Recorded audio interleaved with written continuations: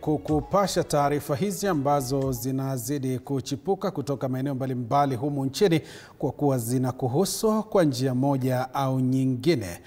Na hivi sasa tukiangazia swala hili la ukatili wa kijinsia ni kwamba wakati ambapo ulimwengu unaadhimisha siku ya kimataifa ya kukomesha ukatili wa kijinsia, World Vision Kenya imetoa taarifa yake ya mwaka 2025 ikionya kuhusu ongezeko la ukatili wa kidijitali, huku ikionyesha hatua muhimu ilizopiga katika kuwalinda wanawake na wasichana. Mwaka huu imewaokoa wasichana waliokuwa hatarini,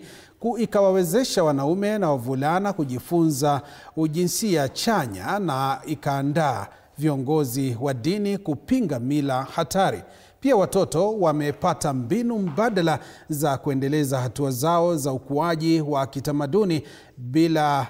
ukeketaji, huku picha zilizoambatanishwa zikionyesha safari ya matumaini kupitia miradi kama uzinduzi wa kituo cha ulinzi wa watoto Kinango na kazi ya mabingwa wa malezi chanya katika kaunti ya Narok.